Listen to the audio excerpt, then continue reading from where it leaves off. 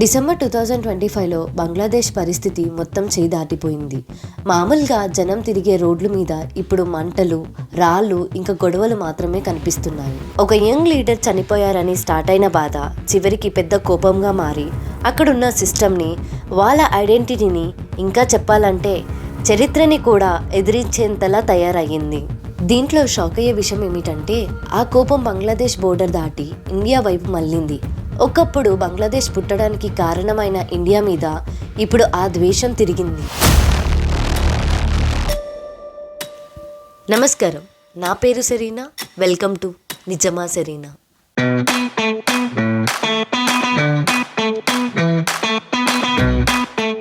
బంగ్లాదేశ్ కోపం ఏదో వేరే దేశం మీదనో, సైన్యం మీదనో, లేదా వాళ్ళని ఆక్రమించుకున్న వాళ్ళ మీదనో కాదు. వాళ్ళ కోపం గతం మీద, అంటే ఇప్పుడున్న యంగ్ జనరేషన్కి అసలు గుర్తు లేని చరిత్ర మీద.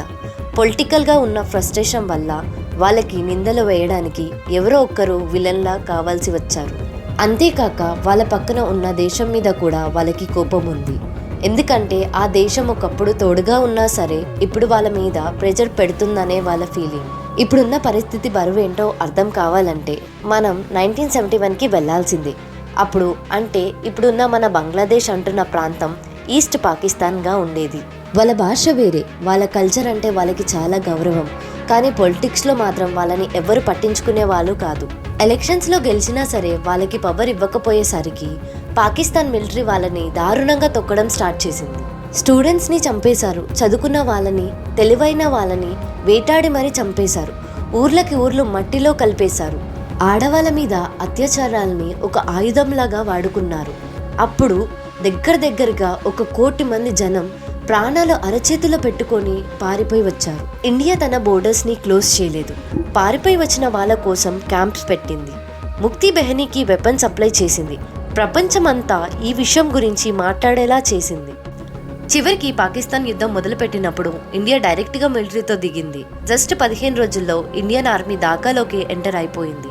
అలాగ ఒక కొత్త దేశం పుట్టింది, అదే బంగ్లాదేశ్.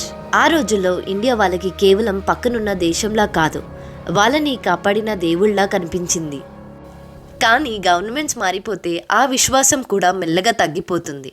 1975లో బంగ్లాదేశ్ని స్టార్ట్ చేసిన లీడర్ షేక్ ముజిబుర్ రెహమాన్ని చంపేశారు. ఆ తర్వాత మిలిటరీ పవర్లోకి వచ్చింది. వాళ్ళ ఆలోచనలు మారిపోయి మతంతో సంబంధం లేని పద్ధతి పోయి ఇస్లామిక్ పద్ధతి ఎక్కువగా అయ్యింది. పాకిస్తాన్ మళ్ళీ వాళ్ళ డీలింగ్స్లోకి వచ్చింది. చైనా ఏమో డబ్బులు పెట్టడం స్టార్ట్ చేసింది. ఇక ఇండియా విషయానికి వస్తే ఒకప్పుడు యుద్ధంలో తోడుగా నిలబడిన ఫ్రెండ్లా కాకుండా ఇప్పుడు తన చేతిలో ఎక్కువ పవర్ పెట్టుకొని తన మాట వినేలా చేసుకున్న ఒక పెద్ద మనిషిలా కనిపించడం స్టార్ట్ అయింది. నీళ్ళ గొడవలు, బోర్డర్లో జరిగే చావులు, వ్యాపారం, ఇంకా జనం అక్కడి ఇక్కడ వెళ్ళడం వల్ల టెన్షన్ బాగా పెరిగిపోయింది. జనం ఆలోచన ఎలా మారిపోయిందంటే 1971లో ఇండియా చేసిన సహాయం గురించి ఎవ్వరూ మాట్లాడట్లేదు. కానీ రోజు జరిగే ప్రతి సమస్యకి ఇండియానే కారణం అని అనుకుంటున్నారు. అక్కడ జనం ఆలోచనలు కొత్తగా మారిపోయాయి. ఇండియా అంటే 1971లో హెల్ప్ చేసిందని గుర్తు పెట్టుకోవడం మానేశారు. దానికి బదులు వాళ్ళకి రోజు ఎదురయ్యే ప్రతి చిన్న సమస్య ఇండియానే కారణమని నిందలు వేయడం స్టార్ట్ చేశారు. 2009లో షేక్ హసీనా మళ్ళీ పవర్లోకి వచ్చాక ఇండియాతో ఫ్రెండ్షిప్ మళ్ళీ స్ట్రాంగ్ అయ్యింది. ఇండియాకి అగెన్స్ట్గా ఉండే వాళ్ళని ఆమె బంగ్లాదేశ్లో తొక్కిపెట్టింది. బిజినెస్ ఇంకా కరెంట్ సప్లై విషయాల్లో 2 దేశాలు బాగా క్లోజ్ అయ్యాయి. కానీ ఆమె పాలన చూసి చాలామంది ఆమెని డిక్టేటర్ అనడం స్టార్ట్ చేశారు. మీడియాని కంట్రోల్ చేసి అపోజిషన్ వాళ్ళని ఏం చేయనీయకుండా ఎలక్షన్స్ కూడా సరిగ్గా జరిపించలేదు అని బాగా టాక్ వచ్చింది. 2024లో స్టూడెంట్స్ కోపం బద్దలైంది. గవర్నమెంట్ జాబ్స్లో 1971 ఫ్రీడమ్ ఫైటర్స్ వాళ్ళ వారసులకు ఎక్కువ రిజర్వేషన్స్ ఇవ్వడం వల్ల ఈ గొడవ స్టార్ట్ అయింది. అసలే జాబ్స్ లేక యువత కష్టపడుతుంటే ఇది కేవలం వారసత్వం ఉన్న వాళ్ళకి ఇచ్చే స్పెషల్ ట్రీట్మెంట్లా అనిపించింది. పోలీసులు కాల్పు జరపడంతో రక్తం చిందింది. చనిపోయిన వాళ్ళ అంత్యక్రియలు నిరాశలుగా మారి ఆ నిరాశలు చివరికి ఒక పెద్ద తిరుగుబాటులా మారిపోయింది. పోలీసులు కాల్పులు జరపడంతో రక్తం చిందింది. చనిపోయిన వాళ్ళ ఫ్యూనరల్స్ కూడా ప్రొటెస్ట్లా మారాయి. అలా మొదలైన గొడవలు చివరికి ఒక పెద్ద విప్లవంలా మారిపోయాయి. ఆగస్ట్ 2024 టైంకి షేక్ హసీనా తన పోస్ట్ నుండి దిగిపోయి ఇండియాకి పారిపోయారు అని టాక్ వచ్చింది. దీంతో జనంలో ఒక విషయం గట్టిగా ఫిక్స్ అయిపోయింది. వాళ్ళ దేశం వద్దనుకున్న లీడర్ని ఇండియా సైలెంట్గా తన దగ్గర దాచిపెట్టుకుందని. హసీనా వెళ్ళిపోయాక వచ్చిన ఆ గ్యాప్లోకి షరీఫ్ ఉస్మాన్ హదీ ఎంటర్ అయ్యాడు. ఆయన యంగ్, జనాలని తన మాటలతో ఆకట్టుకునే శక్తి ఉన్నవాడు. బంగ్లాదేశ్లో జరుగుతున్న అవినీతిని ఆయన గట్టిగా ఎదుర్కించాడు. కానీ ముఖ్యంగా ఆయన జనం ముందుకి ఒక బయట విలన్ని తీసుకొచ్చాడు. అదే ఇండియా. మన నదులను ఇండియా కంట్రోల్ చేస్తుంది, మన మీడియాని వాళ్ళే ఆడిస్తున్నారు, ఇంకా మన ఎలక్షన్స్ని కూడా వాళ్ళే డిసైడ్ చేస్తున్నారు అని ఆయన ఆరోపించాడు. పాలిటిక్స్ పరంగా ఉన్న ఆ కోపాన్ని మొత్తం దేశమంతా చూసేలా ఒక పెద్ద ఇష్యూలా మార్చేశాడు. డిసెంబర్ 2025లో ఒక మసీదు బయట హాదీని ఎవరో కాల్చి చంపేశారు. అసలు నిజం ఏం జరిగిందో తెలిసే లోపలే రకరకాల రూమర్స్ మాత్రం ఫుల్గా స్ప్రెడ్ అయిపోయాయి.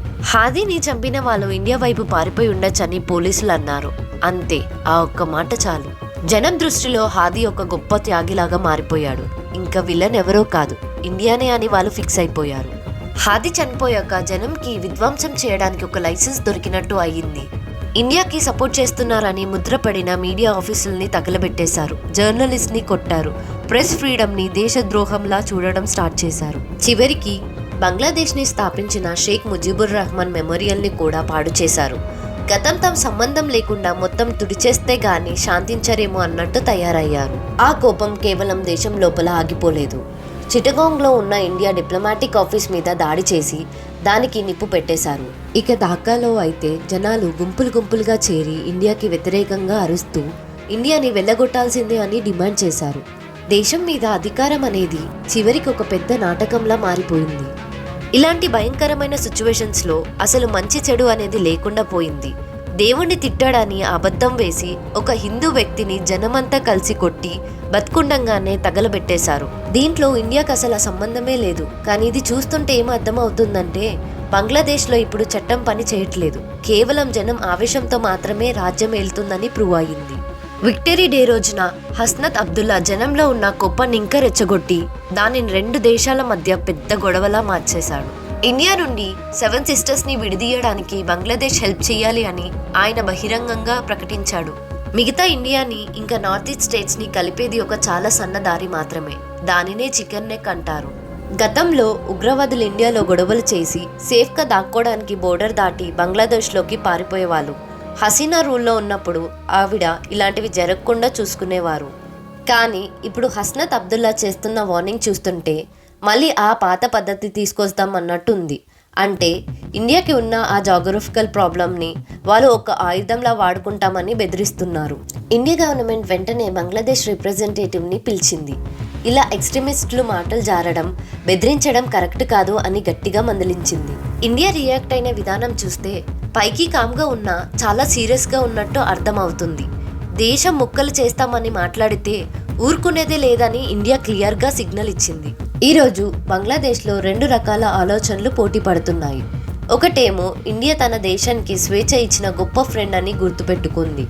రెండోదేమో ఇండియాని కేవలం అనుమానంతో చూస్తుంది. అసలు ఈ దేశభక్తి ముసుగులో జరిగే గొడవల మెయిన్ కారణం యువతికి జాబ్స్ లేకపోవడమే. ఎప్పుడైతే బ్రతకడానికి దారి మూసుకుపోతుందో అప్పుడు శత్రువులు పెరుగుతారు. వాళ్ళ ఫ్రస్ట్రేషన్ అంతా కక్కేయడానికి ఇండియా ఒక టార్గెట్లా మారింది. దేశంలో ఉన్న తప్పులు సర్దిద్దుకోవడం మానేసి ఇండియా మీద నిందలు వేయడం పనిగా పెట్టుకున్నారు. కానీ ఈ ఆవేశం వల్ల పెద్ద నష్టాలే ఉంటాయి. హెల్త్ బాగోకపోతే ట్రీట్మెంట్ కోసం, పిల్లల చదువుల కోసం, ఇంక ఎన్నో అవసరాల కోసం బంగ్లాదేశ్కి ఇప్పటికీ ఇండియానే దిక్కు. ఒక దేశాన్ని బెదిరించడం సొసైటీలో ఏదో గొప్ప స్టేటస్ సింబల్లా మారిపోయింది. చివరికి ఫారెన్ పాలసీని అందరూ కలిసి వాళ్ళ ఫ్రస్ట్రేషన్ తీర్చుకునే ఒక గ్రూప్ డిస్కషన్ రేంజ్కి దిగజార్చేశారు. డిప్లొమసీ అనేది గతం మీద ఆధారపడి ఉంటుంది. 1971లో ఒక పరాయి దేశానికి స్వేచ్ఛ ఇవ్వడం కోసం మన ఇండియన్ సోల్జర్స్ ప్రాణాలు అర్పించారు. ఒకప్పుడు మమ్మల్ని కాపాడండి అని ప్రపంచమంతా వేడుకున్న దేశం ఇప్పుడు అసలు మా ఐడెంటిటీ ఏంటి అని వెతుకుతుంది. బంగ్లాదేశ్ ఫ్యూచర్లో ఎలా ఉంటుందనేది వాళ్ళ ఆవేశంతో డెసిషన్ తీసుకుంటారా లేదా తెలివితో గతాన్ని గుర్తించుకొని ముందుకు వెళ్తారా అనే దాని మీద ఆధారపడి ఉంటుంది.